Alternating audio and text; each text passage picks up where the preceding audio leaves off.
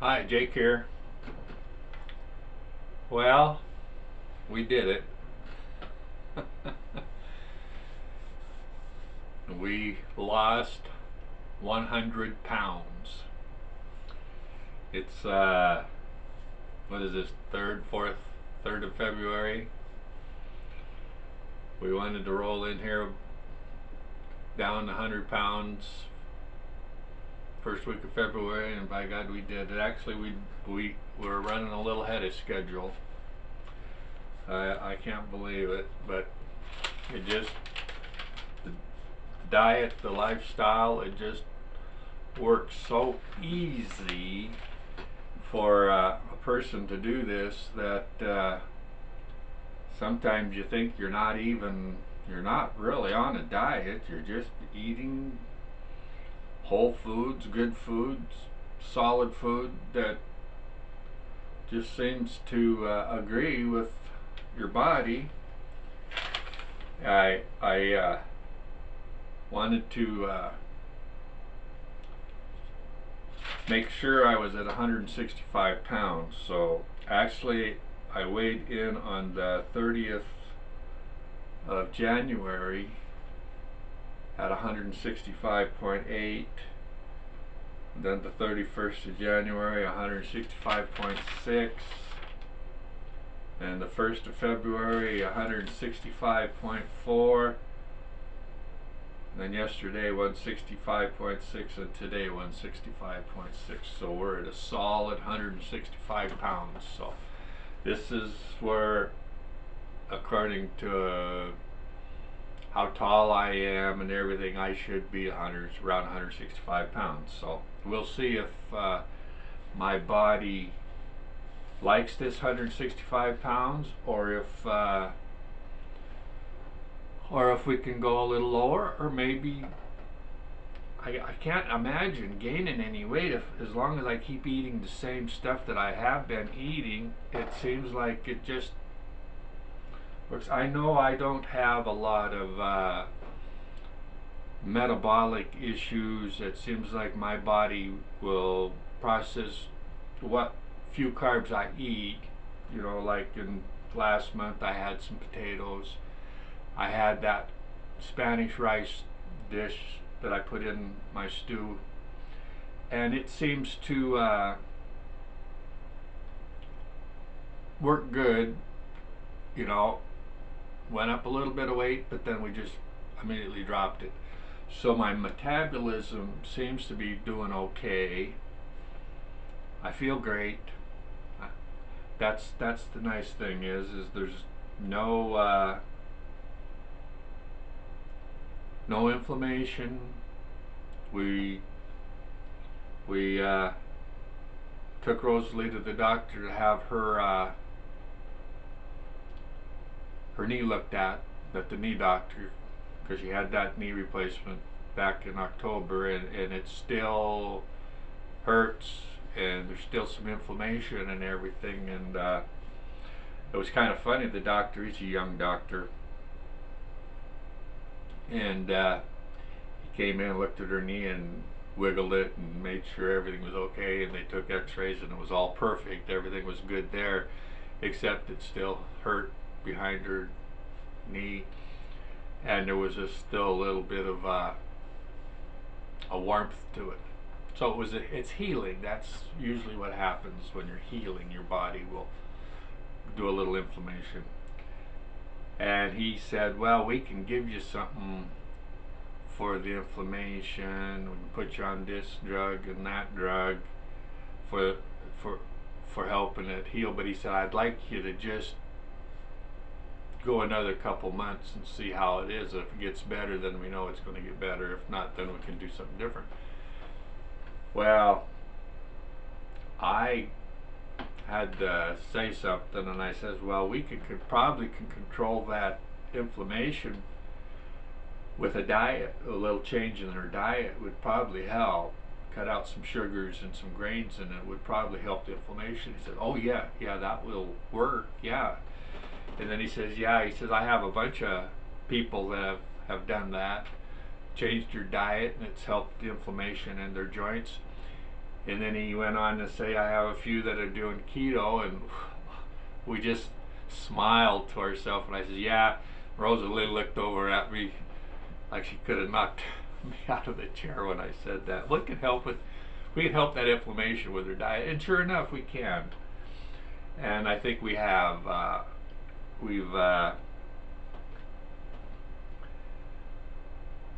She's been eating more meat and less carbs, and I think in the long run that'll help her knee and everything heal a little better, my opinion.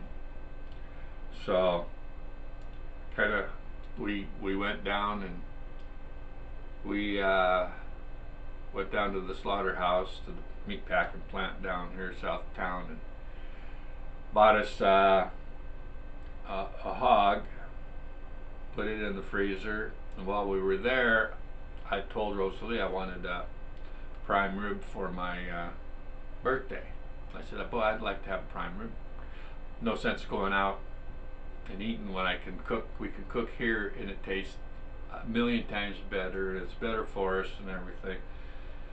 So she said, okay. Well, we got a chunk of prime rib about like this. It was big, for about $8 a pound. So that was really good. And I told her, I said, well, we can't eat that whole thing. So what we did is we cut it into 3 slices, 3 chunks. And yesterday for the Super Bowl, we threw that in the oven, and she cooked that sucker up, and I'll tell you what, it was absolutely incredible.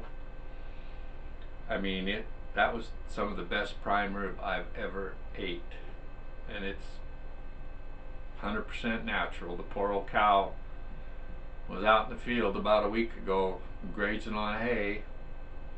Now part of him's in the fridge, but anyway, it was really good. Had a nice, we for Super Bowl I thought, well, we might splurge and do something, but we didn't. The only thing we did is we had a little tin of some peanuts, and we had a few peanuts yesterday. Didn't affect me any. So this will probably be the last video in this series of my journey to lose 100 pounds. The journey has come to an end. So now we've reached our goal. It wasn't without its hitches. From going from 265 down to 165, there was a lot of ups and downs. We made a lot of mistakes, and hey, we were mostly winging this. So I wrote down a few of them. In the past 13 months, some of the mistakes. We overate many times. I probably ate too much, which probably slowed my weight loss down. But I made a promise to myself that I was not going to do a diet where I was hungry. If it can't be easy and delicious, there's no sense doing it if you can't maintain it. And the worst thing you can do is be hungry, because if you be hungry, then you're going to start eating the wrong kinds of food. So I knew I had to satiate my appetite, and the only way I could do that was with enough fat in the meal. So there was several times I thought I had overeaten my body. I was instead of 1 bowl of stew, I had 2 bowls of stew, or something else with it. But it seemed like it always worked out. I didn't blow up like a balloon.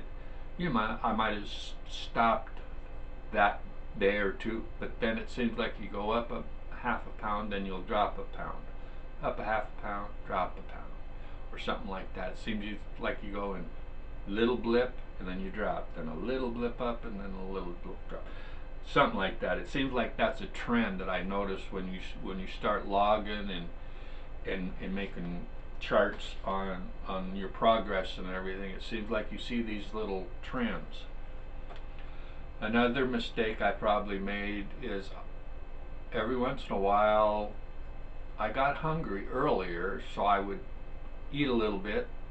Sometimes I made it a two meals a day instead of a one meal a day, and that wasn't very often. I pretty much the first 6 months was pretty doggone strict, and then the 6th month I had already lost 50 pounds by then, and we started doing a little experimenting and stuff. So, but most of the times it was OMAD, and a few times we strayed and ate two meals.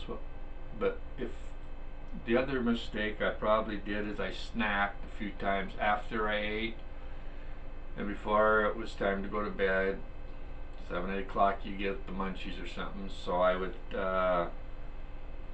have a little piece of meat or some pork rinds. And usually if I ate the pork rinds I probably ate more than what I should have.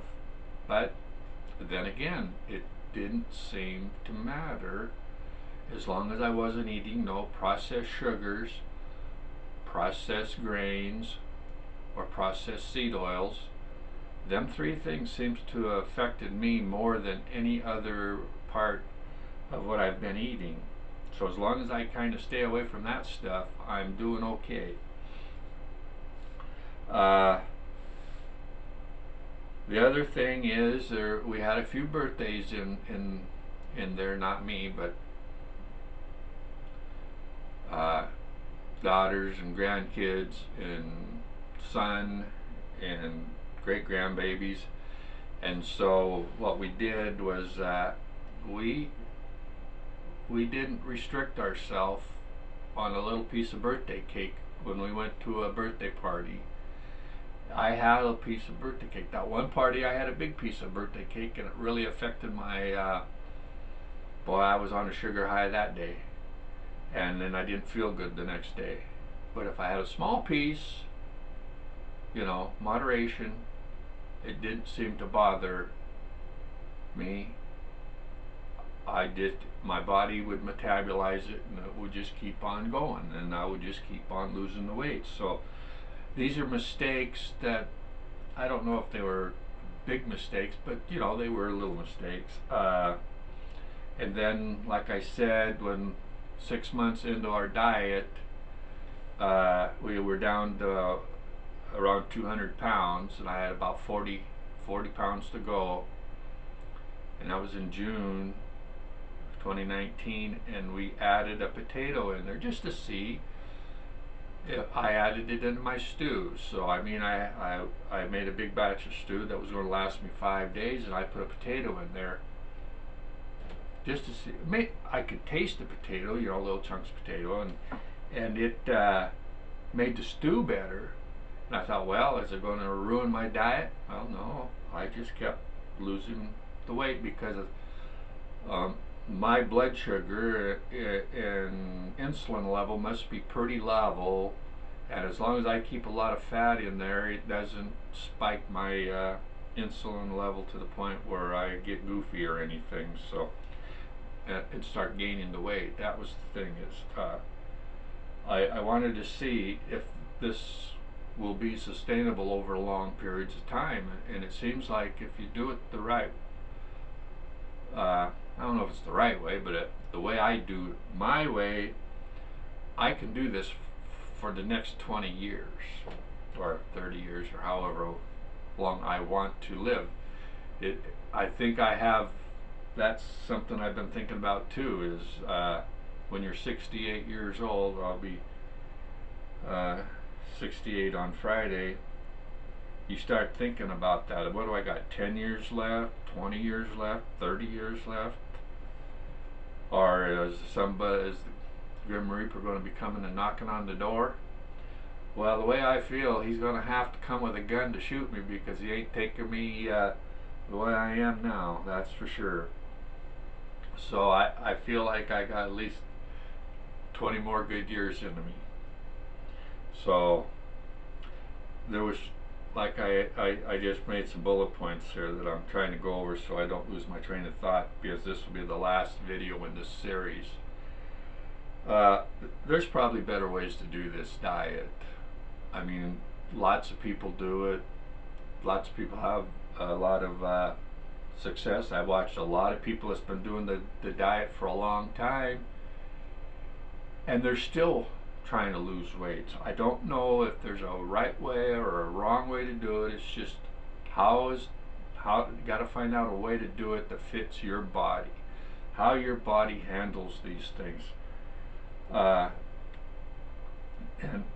I don't think there's a one way fits all type of a way to do this. It seems to me that everybody's different. The way I do it, it works for me, but the way another person might do it, they would probably gain weight or not lose a pound doing what I did. I don't know. So it's just something we have to try, and you log it, and if it works, fine. If you don't, well, then you got to go do something else. So it just works. The way I feel, the way my muscles feel. Shoulder pain is gone, back pain is gone, feet pain is gone, blood pressure lowered. Everything just seems to fall into the way you're supposed to feel. If you don't feel, if this is the way a person's supposed to feel, life's good. It's good life. The other way I was this time last year, life wasn't very good. I was not feeling well. I knew I had to do something different, and so I just took the bull by the horns and said, "Well, I'm going to try something." I knew I could go back on Atkins and try it, but I didn't really want to do that because I didn't want to do the seed oils and the grains and some of the other things. And Atkins worked good for me, except it was a kind of a low-fat Atkins, and that didn't work because I on Atkins I lost the weight, but then you gained it back because you started eating, but I was eating the wrong kinds of stuff. I was still using seed oils and stuff. This way, I seem to be able to eat as much as I want and still maintain my body weight. So there's got to be something to this lifestyle. So I just want to throw this up. This will be the last one in this series of my journey to lose 100 pounds. From now on, it's going to be phase 2, trying to maintain a 100-pound weight loss, and that's going to be my next videos is the maintenance mode. So we're going to wrap this up, put it up there, and hopefully somebody might enjoy it. I don't know if it works, go for it. If not, do it your way. That's all I have to say is find a way to do it. So for now, we'll talk to you later. Bye.